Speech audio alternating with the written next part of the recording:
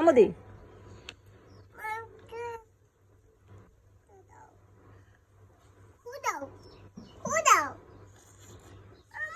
আর ক্ষুদা লাগতো না, ক্ষুদা ঠান্ডা হয়েছে দেখতে।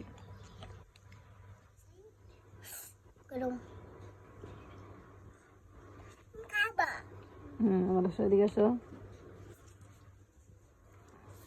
হা করো, হা করো।